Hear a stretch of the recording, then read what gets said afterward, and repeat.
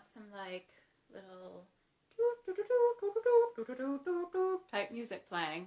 Welcome back, everyone, to the Playful Souls Summit with me, your host, Ellen Rebecca Geis, Princess of Play. No, whatever. Uh, oh, hey, Kaylee. Hope you're doing well. Okay, so far today we have talked to Molly and Chris, and both conversations were really great and got into kind of play and how it intertwines with going through challenging times.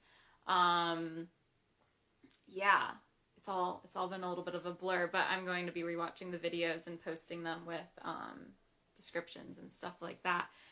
But hey, today, next conversation is going to be with Kelsey Furlong. Kelsey is my mentor that I've been working with since May or June. And I'm going to let her introduce herself to you guys. Hello, Kelsey. She's joining. There we go. Hello. Oh my gosh, you look amazing. Thanks. My head's cut off. Yeah. Hi. Hi. How's Oh my it gosh. going? It's good. I haven't done a live forever, so this is really, really exciting. I'm so freaking stoked. Is my connection okay? You cut out, but now you're back. You're just saying Okay. you're so excited. Yeah, you know what?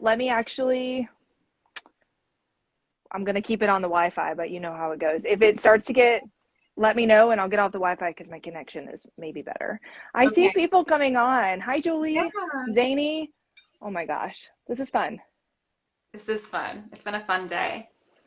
I bet. Um, so I think it's mostly your people on right now, but I'll be sharing these recordings later. Do you want to just like introduce yourself? Who are you in this world at this moment in Yeah. time? Yeah, at this moment in time, no kidding. Um, I'm Kelsey. I'm a creative being of many varieties and many curiosities, I suppose. I'm a writer. I'm an anthropologist. I'm a designer. I do some mentoring. Um, Right now, I'm living in Northern California between Sacramento and Lake Tahoe, up in the Sierra foothills, building a house. So you can see my walls are unfinished. We're roughing it out here. We don't have indoor plumbing or an indoor kitchen or anything convenient like that. So, um, I feel like that's really relevant right now. I've been thinking about like this concept of play and I've known that it's been really important for me for some time, and I've been actively bringing it into my days for consciously really making an effort to have a practice of play for about 6 years now. And right now, my life is hard. It's easier in so many ways than a lot of people, but I've given up a lot of modern conveniences to put some things in motion, to give myself some space to be able to put some things in motion for the bigger picture of what I want. And in the meantime, we happen to be doing this like really massive build of dreams, right? And it's my friend's property, it's not mine, but I love to be a part of it. Anyway, play right now is really it's really essential. I am finding more and more, and especially Ellen, through you and I's work together, and the more we talk about play, the more I remind you and the more you're reminding me. And that's what's so great about this topic. So I'm just really excited that you've decided to go this route right now. Mm-hmm. And yeah. So that's me. I mean, that's me. There's more. I have a podcast, and right now, lots of projects. I've worked in the beauty industry for about 15 years now, and my work with the industry has been kind of like it's been very tumultuous, but I still Mm-hmm. I'm kind of going that direction again for one of the projects that I'm working on. But yeah, so that's me. A lot going on. It's a lot. Amazing. Okay, so I'm so excited to dive into more about your play practice, what catalyst for that 6 years ago, what that has been like for the last 6 years. What I've started off every interview though is just getting clear, what does play mean to you? Yeah. Um, for me, it's like anything that I'm doing just to do it. It's not even so much about like the concept of joy or like fun. It's exploration and liberation through that. We live in a society that is so obsessed with destinations and that everything has a point, right? Productivity. That's what this late stage capitalism is kind of bringing forth more and more within each of us. And so play is really medicine in the sense that it's kind of a middle finger to that. In a world that's like just really obsessed with getting shit done and everything having a point. It's an open-ended, like it's a question mark play. Did you hear my interview with Molly earlier? No, I didn't. I intentionally have not listened because I didn't want to be affected or influenced in any way. I wanted to come completely and just be really present with what comes through between you Beautiful. and I right now. Yeah. We touched on earlier adding a question mark to things as a means of activating play in life. So that's right. That's love perfect. that. And I love what you said. Play is anything done just for doing it. It's not about joy. It's not about fun. And I think that's something that I'm in the murkiness of right now is like, for me in my life currently, it is about joy and fun, but I know that's not the bigger picture of it necessarily. That is a component. So I love that you brought that kind of grounded perspective to it as well. It's just for the purpose of doing it. Yeah. You saying that, I'm like feeling these emotions rise. I'm getting really emotional because the last year of my life has been last 18 months now. And this summer I was like really kind of able to shed some grief, but really a period of mourning for me. And life's not always fun, and it's just not. And I don't necessarily think that it's supposed to be, right? We do the best we can with what we've got in any given moment, and that's the game. But it's not always joyful. There will be joy in moments, right? So I was in this period of mourning. I had some like massive loss at the beginning of 2020 and kind of catalyzed what I knew was coming, which was the next steps in my journey, leaving Ohio, leaving my family again, making some big changes, not knowing where I was going to go. And so having this perspective about play has really, it's been really, really good for me in the sense of I don't have an expectation that it's supposed to make me feel great. And it does make me feel great, but I don't put any pressure on myself to be happy, to be joyful, to be gleeful, to be silly when I feel like shit. And, when I'm grieving, I feel like shit. And, hi Jasmine. Oh my gosh. I love this. Sometimes we do just feel like shit. So how can we be softer on ourselves while using play as a tool to stay open, right? Like we said, put that question mark on something. For me, it's that open-endedness that it brings forth in me, the curiosity, the wonder, not necessarily joy or pleasure, right? Yeah. Staying open through the practice. So what are some of the, let me figure out how to delineate this question. So there's the question of like, what does your play practice look like? Knowing it's an ever evolving thing and how has it evolved over the last 6 years? And then I also, as another component, what are some of the things that are playful for you now, especially under the context, the point isn't to have joy necessarily. That might be a byproduct sometimes, but that's not necessarily the goal. Right. And I want to reiterate, there isn't really a goal with the play, right? Like we've established now that the play is that's the goal. That's the goal. And everything that comes forth through that will come forth, but you cannot be focused on this objective of, oh, this is my solution to heal me entirely or make me feel joy in moments that are really dark and, you know, where there's death and loss and massive changes, societal changes and culture wars happening around me. So the first thing I'll say, you want to know my practices and how I incorporated it. Mm-hmm. It looks different all the time. And that's a key. As soon as something becomes a routine for me, it's not play anymore.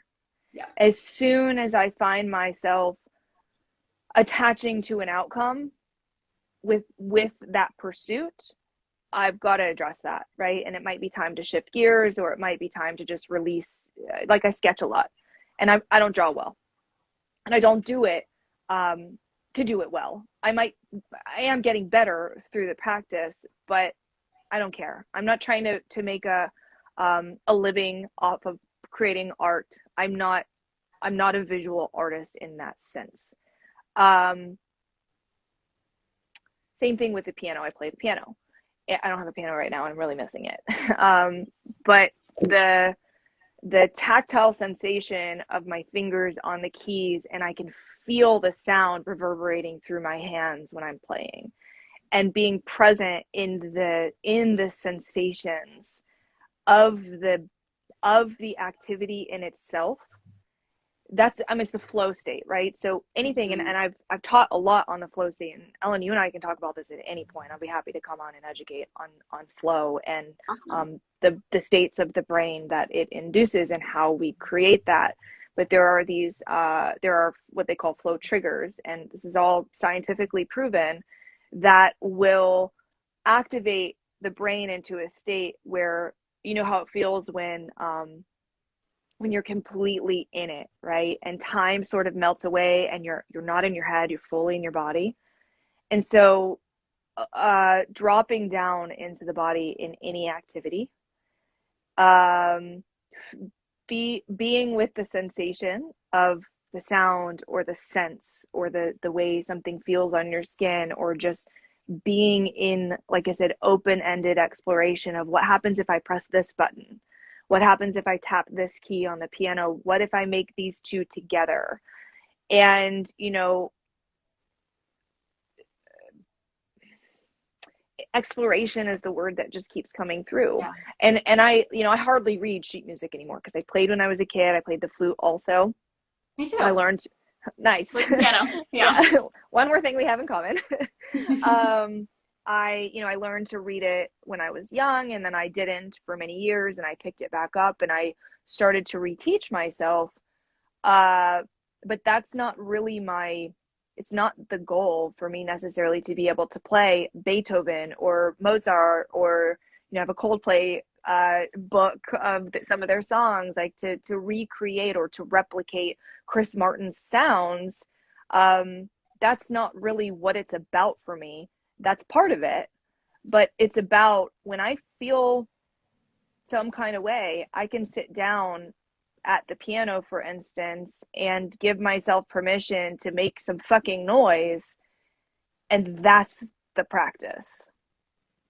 So right now, my play, and dance is always consistent. That's one thing that never goes away. Moving my body, seeing what kind of shapes I can make with my body, how I can flow with the music. That's a big one that never really goes away. We're building right now, and I can say that is a form of play. It's not necessarily fun. I mean, it's actually fun. We're having a lot of fun, but it's kind of stressful. I mean, we're building a house. Like, there's a lot of room for error. It's a massive undertaking. I don't know shit about shit in regards to building a house. I'm learning. But, you know, we turn up the music and we make each other laugh, and being playful in an activity, right? So how can I bring a lighter version of myself into this moment, and kind of leave aside what might be going on in the other areas, the other contexts of my life, and just fuck around, you know, just for the sake of doing it. Yeah, I love that. That's so beautiful. A couple of things I want to extrapolate on from what you were saying. So I'm reading this book from like kind of one of the top researchers, psychologists when it comes to play. And he does a really great job of kind of making distinction between different types of play. And I think we can Mm. get too caught up in like I'm an Aquarius and that means this, or I'm this personality type and that means that. So not to get too attached to that, but it is a helpful tool to understand. Like you said, dance is something you always fall back on. That's body play. Body play is the first thing that comes to us when in our developmental cycle as human beings, as infants into toddlers. Playing with our body is the first thing we're able to do and recognize. So when needing to get into that playful state of just doing the thing, to be in flow, to have time and concern melt away, body play, like dance, the fact that you said that's always been there, that's because it is like the number one thing in our human development play Mm. process. The other thing you said was with the piano, like the feeling of the keys reverberating through your body. And I think even with building the house, like the tactileness of all of that, that's Yes. object play. That's kids playing with Legos, learning and putting things in their mouth. Playing with objects with our hands is another, like one of the early developmental forms of play. So Mm. those are all things that are like still key components of your practice, and I think of many people's practices.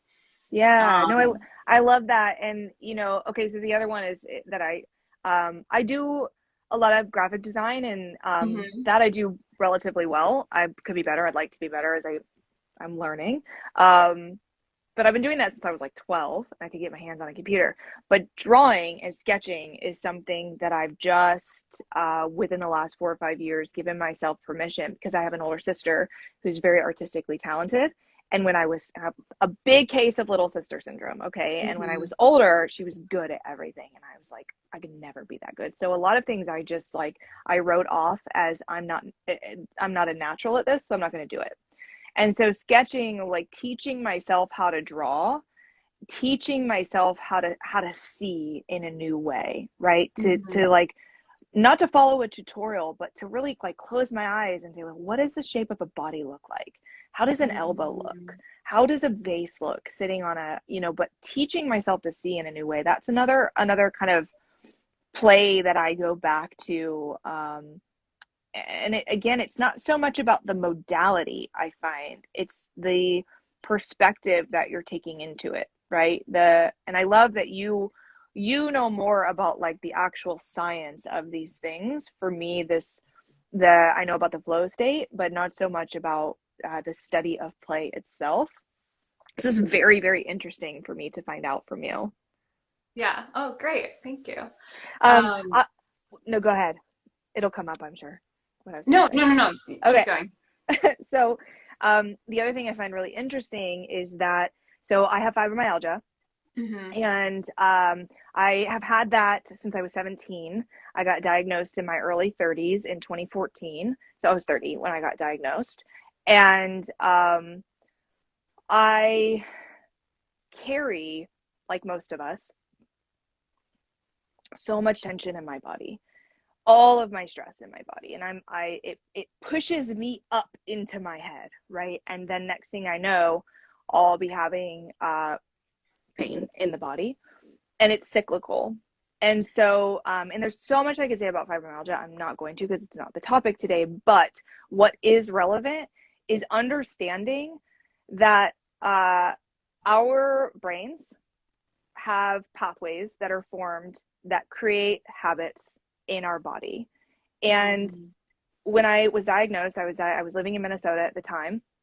I was diagnosed at the Mayo Clinic, and they have, and at the time, I don't really know so much about what's going on in the medical establishment around fibromyalgia right now, because I learned what I needed to know, and I took it, and I went exploring for my own solutions, and I found them. I haven't had a flare up in 3.5 years now.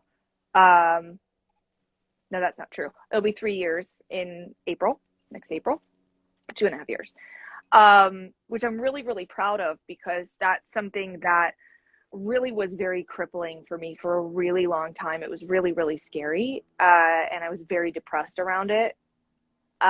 So when I was diagnosed at the Mayo Clinic, they have this whole division, and at the time it was really This is really progressive. They have this whole actual, what do they call it? Like a clinic for fibromyalgia diagnosing and for treatment and for the patients to come to. And they have all kinds of resources.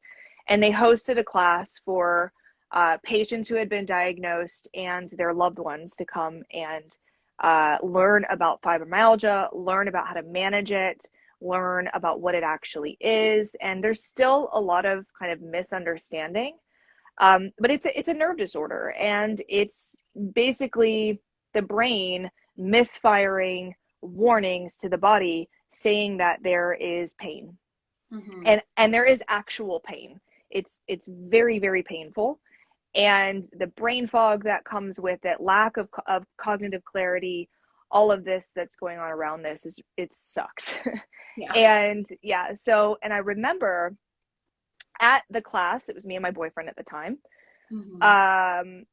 learning about the neural pathways in the brain and how they're formed and how they're reformed. And basically the brain will put itself on autopilot because that's an efficiency mechanism that we have. And so that's what we call habits.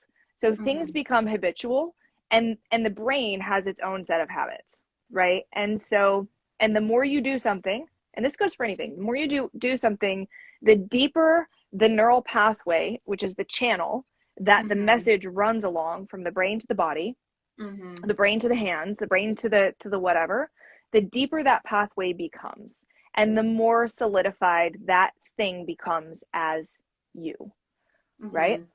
And so they were explaining all of this, and I should also say, at the time that I was diagnosed, I was fucking pissed. I was pissed.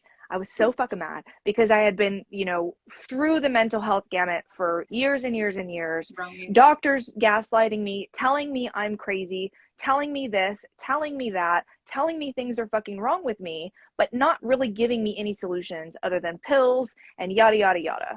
Right. And at the time I was like, just give me a fucking pill. I'm fucking tired. I'm so fucking tired right now. I'm in pain. I can't think straight. I can't keep up with my work. I'm exhausted. So I was really mad. But I was listening. And in the class, they were talking about play. And they didn't present it so much as play itself, but they explained, you need to start doing things just to do them. You have to do things differently than you have been doing them in order to start to rewire these neural pathways. Wow. And so they were talking about something like coloring, and how coloring just to color is very healing. And starting to, again, explore creativity and doing things just to fucking do them. Not because you think you're going to make money, not because you think it's going to impress people, not because you think it's going to give you higher status or more power in this world or make you more attractive, help you manifest more, help you this, help you that, self-serving, right? None of that. You're doing it just to do it. The end. And I took bits of that, and I remember my mom sent me a bunch of coloring books, and I kind of messed around with that, and it wasn't until about 2 years later that it really clicked. And I had gone on my first trip abroad. I went to Argentina, and travel is epic play for me. That's like probably my number one. I can't believe I haven't mentioned that yet. Lots of travel in my life, exploration in general, going and seeing what I can get into, zero plans kind of travel, asking the locals what to do and seeing what happens. Travel is an extremely effective pattern interrupt. And so getting out of the place where you are able to be on autopilot is extremely healing. It's extremely effective. So I had gone on my first trip abroad at the beginning of 2016, and through that year was having just like major breakthroughs. I was like, I'm done with my corporate bullshit. I'm done with this. I'm done with this. I was very sick of myself, really sick of myself. Because I was like, all of my habits, I want to change my autopilot completely. And so I, left the job and at the beginning of, I went back to South America at the end of 2016 and then came home for Christmas. But I went back to South America for 3 months at the beginning of 2017 because I wanted to go, like I've been all over the US. The thing is, the US is very diverse, but Mm-hmm. it's still mostly the same. It's English speaking. You kind of know what to expect. You know, Yeah, it's easy in many ways. true. Um, there's a lot of convenience in the States, especially when you're from here and it's familiar. So I wanted to go where things were as unfamiliar as I could get them to be. And I'd already been to South America twice at that point. I speak Spanish well enough that I can get by, but it's far enough away. It's different enough that I chose it very intentionally for that reason, because I knew that I would need to not exist on that autopilot if I was going to survive. And so all of these things kind of come back for me to understanding the brain, Mm-hmm. understanding the body, and understanding that connection to nature. Just understanding connection in general, I think, is really important in this conversation. Staying Yeah, open, absolutely. right? Staying open. Mm-hmm. Yeah, completely. Wow, you just said so much and gave so much value. So thank you. Like I'm sure that is impactful for many people listening now or who will be listening in the future. And again, I like doing the thing just to do it. I love that that was like a suggestion even from Mayo Clinic and conventional medicine world. That's amazing. I'm wondering if someone, like you were saying, you've been in a state of grief the last 18 months, and the point isn't, again, the point is just to do it, not necessarily for it to be joyous or to be fun. So what does that look like for someone who's really struggling, who is really in grief, who doesn't want to do anything, even if it's Yeah. just to do it? What does that look like? How do we even frame the sentence around that? Because it's like, well, you do it because you'll feel better, like Yeah. that's going to help progress you forward. Like I'm wondering if you could speak to what that looks like when someone's in that state. Yeah. It's tricky because I've been, and I suspect that you have too, correct me if I'm wrong, but I've been in that state a lot in my life. Not recently, since I started this practice and this pursuit, and really started to live in this way. But like I said, when I was diagnosed with fibromyalgia, I was mad and Mm-hmm. I wanted to feel better, but I didn't necessarily, it's like you get stuck, right? Yeah. You get stuck in your brain. And if you're not there to where you're ready to step out of that, then you're just not there. And that's also okay. Mm-hmm. And so I want to be very clear that the person that I would be speaking to in saying this is ready to feel better. Mm-hmm. Sometimes we're not ready to feel better. Sometimes we want to feel like shit and we need to. Yeah. And there's not a lot of conversation around that in this wellness sphere. And I think it is so essential in being able to give ourselves grace and to be self-compassionate and self-loving and self-forgiving, to say sometimes I'm not going to want to feel better. Yeah. Can I And add it's real quick okay. Yeah. with that? Giving yourself that grace. My therapist used to always say, just give yourself permission.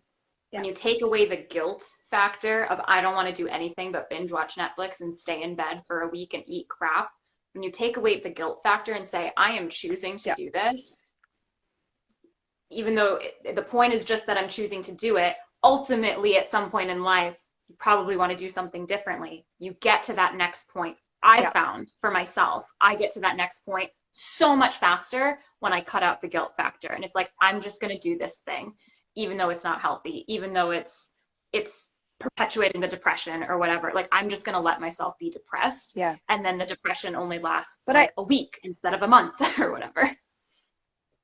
yeah, that's so valid. And I'm so happy you said that. But what I just heard you say is, like, even though it's not healthy, and I don't think any of us gets to define that for anybody else. And I Mm-hmm. also challenge the way that that would be defined, because Mm-hmm. being depressed, it doesn't mean you're unwell necessarily, Mm-hmm. right? There's so much nuance, and there needs to be room for that nuance in these conversations. And it's so individual, it's so personal. It's So the other day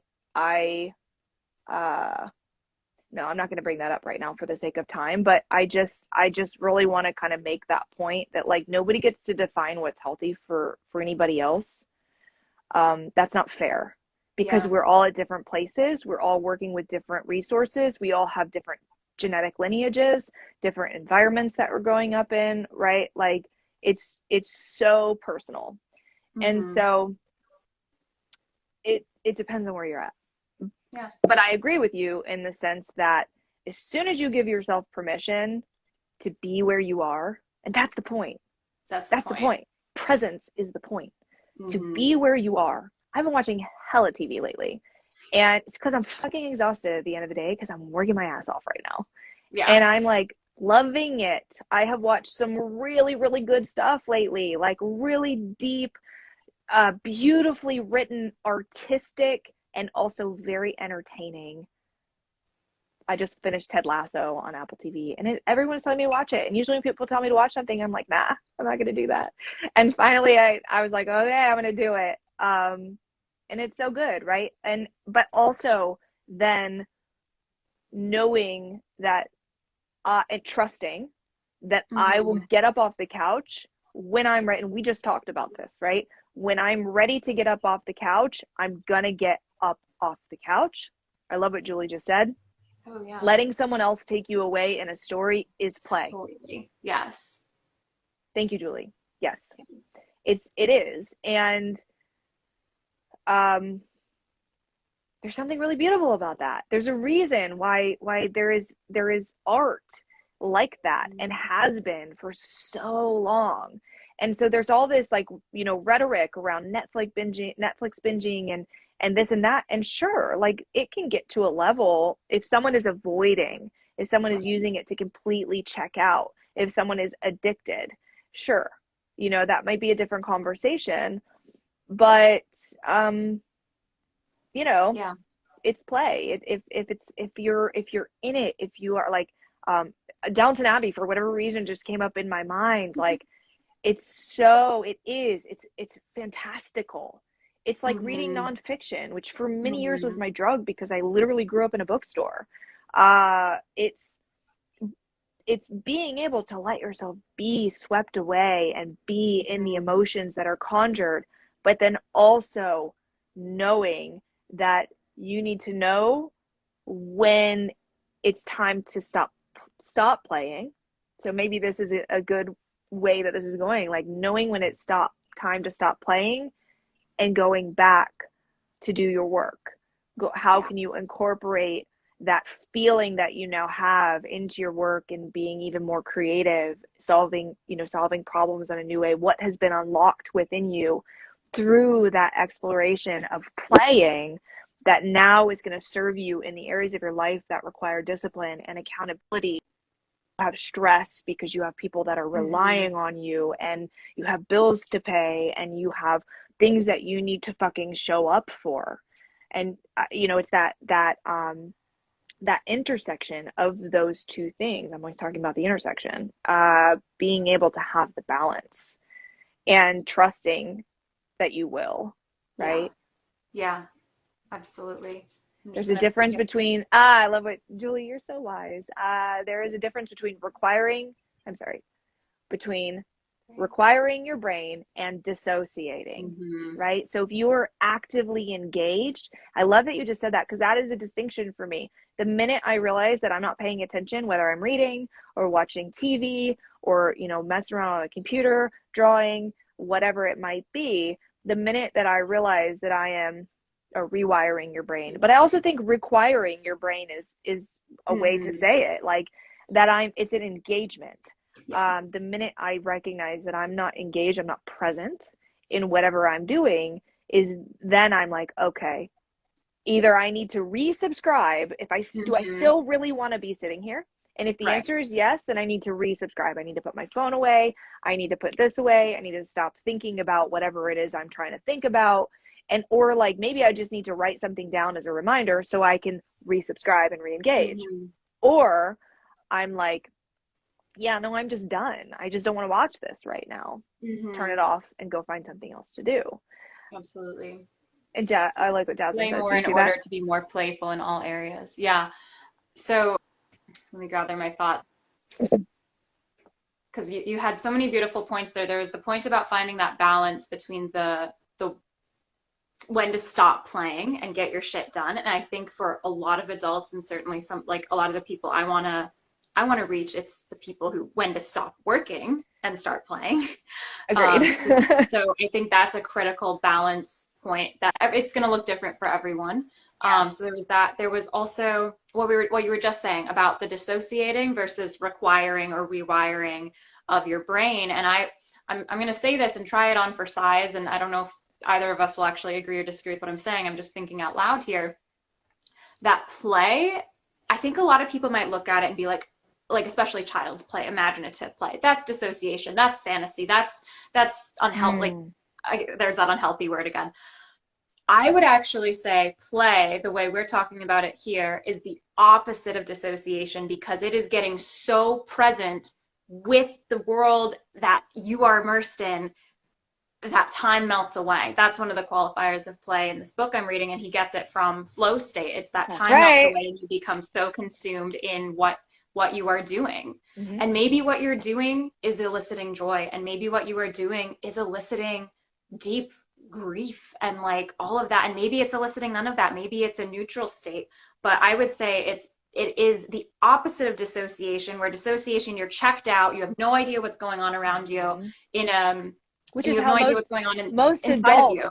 most adults walk around like that, right? Walk around associated, right? Yeah. But play is being like so enamored and engaged with what's going on and with what's going on inside of you and with what you're engaged, like whatever it is you are doing, whether it's taking a walk and being so enamored and engaged with the leaves on the trees, or being present with the piano keys you're playing, or the show that you're watching. And I think that's a tricky line with television, because it is shown we can go into very dissociative states while watching television, but on the other hand, we also just get very consumed in a story. Right. And that is who we are as beings, is like imaginative story creating beings, and we like getting taken away in a story. So who's to say if it's good or bad, whether it's a story that someone else created or it's a story we're creating as like a child imagining something. Yeah, I just wanted to elaborate on that. What was this comment? I want to get to Julie's comment, but I agree with what you just said. And, I've shared with you that the like inner child concept, like I get it and I respect it, but it doesn't resonate with me. And I do think that, thinking about how children play is really helpful in this conversation. Children don't hold themselves, for the most part, when they're very small, to certain standards. They're not comparing themselves to what, Banksy is doing in London. Like, they're not, right. So like artist is coming to my mind right now. They're not comparing themselves to like, Picasso necessarily, maybe to their peers, because they're, there's that, but like, they just do it to do it. And just for the experience of it, like crafting and, just random bullshit. We did all of that in my childhood. I had a really, really, really privileged childhood because we were always doing something weird. And I would, like, with my mom or with my cousins, my older sister, with my dad, who was always building something. We were, my dad's a computer engineer. He's a phone guy, really designed telephone systems. And, we were learning to fix broken telephones, my sister and I, and just all kinds of like rando stuff. And it, again, just to do it. Yeah. Okay. So, and this is part of why, so I also have ADHD, and this is part of why I kind of lean toward this, like, people that don't know when to stop playing, because that was also, so for me, for many years, and still I have this tendency. Okay, I was going to say this earlier, and I'm cognizant of the time, but I will bring it up because it's relevant now. I just want to read the comment for anyone who might not see it. Thank you. Yeah. Dealing with ADHD, I find it difficult to stop playing and start working. Totally. I wonder if it's possible to find a way to combine the two, where work gets done because it feels like play. Great. That's what I wanted to talk about anyway. And Brienne's here. Hello. Okay. Yeah. So there is, again, this like tendency toward extremism, right? Extremism going into the workaholism, or it toward the like checking out and fucking off because it feels really good.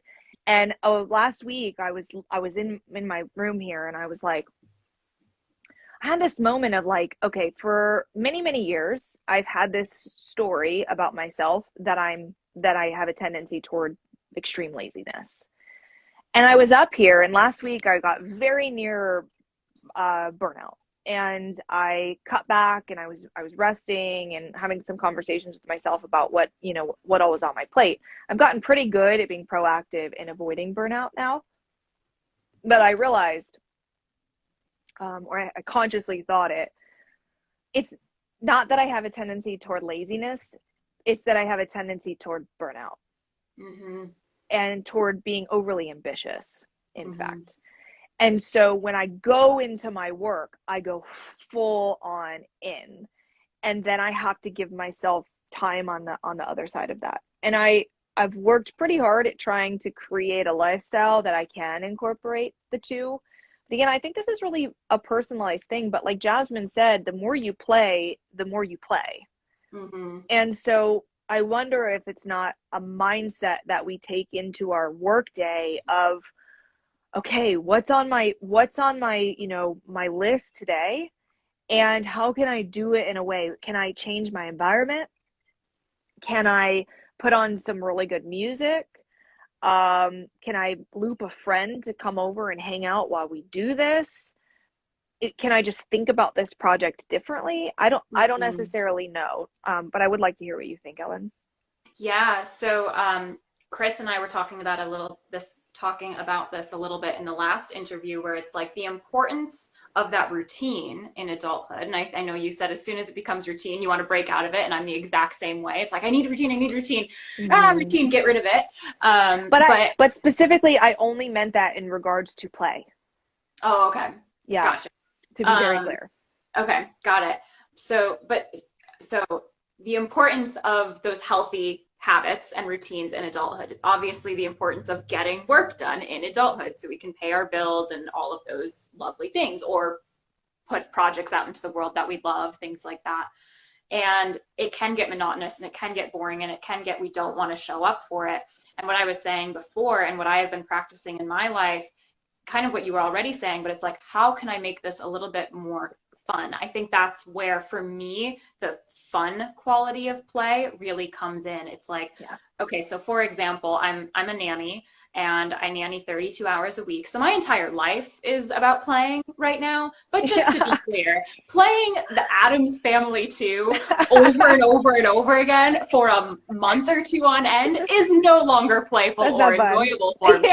Now, the fact that the girl I babysit wants to constantly do it and will find any way to do it no matter what I say shows how playful it is for her. That's actually one of the signs of play in the book I'm reading. But for me, it becomes like, okay, how can I make this still enjoyable for myself so that I am not dreading going to work and having to pretend to be Morticia Addams all day long, you know? And so it's like, okay, I'm going to use a different voice, or I'm going to see how many times I can suggest we play doing this story a little bit differently, or what happens when Morticia says something differently. And it's finding I think what you said, the pattern interrupts for within this stuff that has to happen, like to keep it fresh. Work.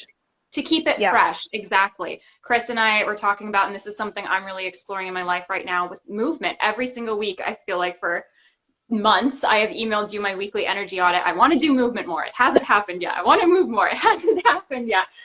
And my new goal, I want to get really good at the monkey bars. I love it. I want to get so good at the monkey bars because I'm at playgrounds. So good, and then I broke my wrist, and I was done. Oh man, yeah. It was like one of my favorite things as a kid. But it takes a lot of muscle. It takes grip strength. You have to get through the discomfort of your hands burning. You have to figure out how to move your body in ways that require. You have to build up ab strength. So for me, it's like, okay, let's say I think a lot of people can recognize, like, I need to exercise more. No one wants, I don't know about no one, but in my perspective, no one wants to go and do 10 squats and 10 push-ups and just do the routine. People do it, and people do find meditative joy in it. And there's absolutely people who love that. I'm not one of those people. Yeah. It has to be a game for me. I've discovered for myself, if I'm going to go on a run once in a great while, the flow state of just going on a run and listening to my music might do it. But that's like once every 5 years. If I'm going to go on a run, I need to be like playing tag with Anthony or something like that, you know? So I think it's really bringing those pattern interrupts, and like that's, I think, where the quality of fun and joy that can come as a result of play is relevant to finding, like, if you don't want to stop playing to do work, how can you make work a little bit more like that play state for yourself? Or if you Yeah. are stuck in a state of work and stuck in a rut and stuck in monotony and don't know how to break out of it into a playful state, I think that's where yes, definitely doing the thing just for the sake of doing it. But if you're stuck in that like just boredom state, it's just like, how can I make this better for myself? How can I make Yeah. this a little bit more enjoyable? That's what feels relevant to me. I'm curious what you have to say on that. I agree with that. You know, and again, it's just minimizes it. So I'm going to retract that. It's personal, right? It's really, really Mm-hmm. individual. And so knowing yourself well enough to be able to ask the question in any given moment, what do I need right now? Is really important. And knowing those tendencies. The thing is too, like, you know, regarding work, this is an unpopular opinion, but work is going to feel like work. Like pretty Mm-hmm. much, and I've said this to you, like pretty much no matter what, at some point, it's not going to feel exciting if you are doing the same thing. And most things take time and consistency to receive the payoff. And so for Mm-hmm. those of us that have this ADHD bullshit that makes us want to jump ship every 5 fucking seconds because we're bored, Yep. really need to be cognizant of that. And I have worked really, really, really hard to be disciplined. That was one of the main things back in 2016 that I was like, I really have no discipline. And I went to some extremes to really cultivate that within myself. I completely stopped drinking alcohol just so I could like have one more thing to say no to. That was like kind of an Mm-hmm. unpopular thing. Like, you know, socially people are like, have a drink. Saying no is like really important. I have been on and off celibate for that same reason. I don't drink coffee sometimes for months on end, just even though I really want it, you know, having things that were like rules for myself that I hold myself to, and that's part of my integrity. And because my commitment is to living my values, my commitment is to my integrity more than anything else in this life. That is what I value. If I say that I don't do something and then I do it, I don't have integrity, and I don't want to be a Mm-hmm. fucking liar, right? And Mm-hmm. so for me, there are things that I don't experience in my life because it keeps me honest and it Mm-hmm. keeps me where I say I'm supposed to be, right? Mm-hmm. You know, and that maybe is its own topic, but yeah, like knowing that your work sometimes is just gonna feel like work and it's gonna be the Yeah. last fucking thing that you want to do and you have to do it anyway. And I've gone the path within the context of my many businesses of really trying to pursue the things that I'm passionate about and those only, and like leaving, you know, anything else out. And I have found that I still had that same feeling about the things that I am very passionate about. When they became my work, there's a pressure, right? Mm-hmm. Like there is a pull when your survival, your income, in this case, your financial Yeah. means, which is part of our survival here at this point, is reliant on your creative expression, on your self-expression, which are like self-expression is the thing that really elicits that joy, right? Yeah. When your survival is reliant on your creative expression and your output, your productivity, so this is where we started, the point of what you're doing, it doesn't feel good anymore. Yeah. So work is work. Yeah. And yes, whatever you can do to inject, you know, if it's having a great working space, You know, that's really important to me too. Good music. I have a great sound system because that's something that's really important to me, you know, et cetera, et cetera. Just, whatever you can do. Yeah. But also, I'll say this. I do find that giving yourself permission to play for a dedicated period of time, scheduling, I'm very clear with this with my clients too. Yeah. Yes. Scheduling chunks of time, entire days, or, you know, 2 hours at night, giving yourself permission to, if you want to call it check out through play, then call it checking out. Depends on where you're at with your mindset around work and, you know, work and play and all of this. But if you give yourself permission, so here's something I do, and then I'll let you wrap it up, I think. I carve out about 2 hours in the middle of my days. I have long days. I get up early and I go to bed pretty late at this point. I'm working a part-time job. I'm also working on these multiple projects that are my businesses. I schedule about 2 hours in the middle of every day to be horizontal. And I might smoke a little bit of weed. Usually I do that. I lay on the couch and I fantasize. I daydream. Mm-hmm. Sometimes I drift in and out of sleep. Sometimes I do a quick, 20-minute self-hypnosis. I give myself dedicated time to do the thing that I find more enjoyable than almost any other thing, which is to be in my fucking head.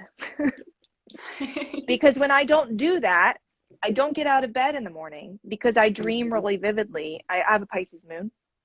And so that dream space, that fantasy space, that emotional space is really, really sexy to me. And I'll wake up and I've just been in a really emotion eliciting dream, something really tantalizing, really delicious, and I don't want to get out of bed. But if I know that I've got space carved out in my life to do that intentionally, it's actually going to be more enjoyable than me laying in bed, feeling guilty that I'm not getting out of bed while I allow myself to go there, right?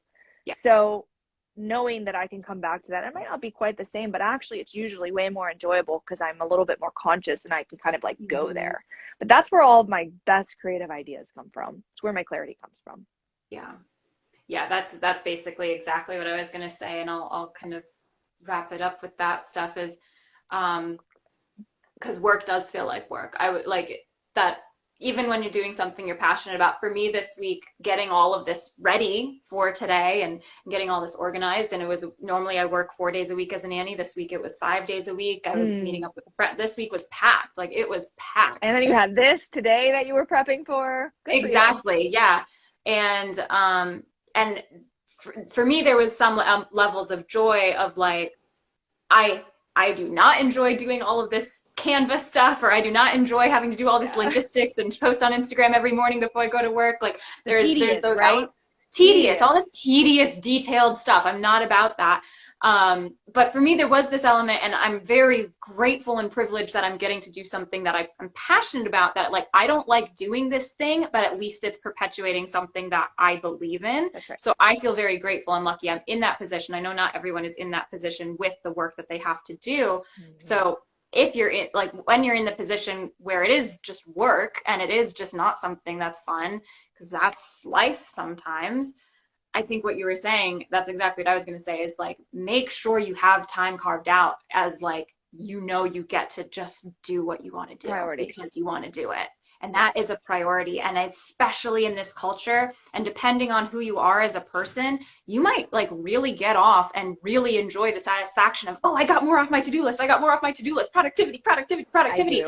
But that it's a problem for me. I know it's a problem for me too. And that creates the burnout. And that, even though that might create like this sense of like satisfaction and self-worth, that is not like where I would say like the play is. Like the play, it's like that dedicated time where it's like, I know I like this evening when I'm done with this, I'm not allowing myself to do anything. Now, right. I want to go through and watch all these videos and write up my talking points for them and repost them and do all this stuff.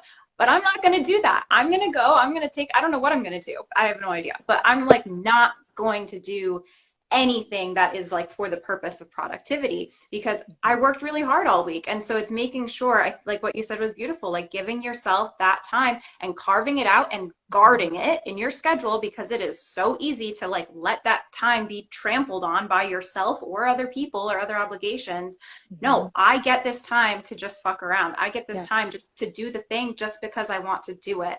And I don't have to feel guilty or irresponsible or like a space cadet because I want to lay here and fucking daydream. Yeah. You know? Or whatever it is for them. Or whatever it is for you. Yeah. Beautiful. Thank you so much, Kelsey. Yeah. So really quick, Jasmine requested that you put the title of the book in here. I would also like to request that you put it in your stories too. I know you sent me a picture of it the other day. You can just put that up in your stories too. But yeah, we'll get the title out there.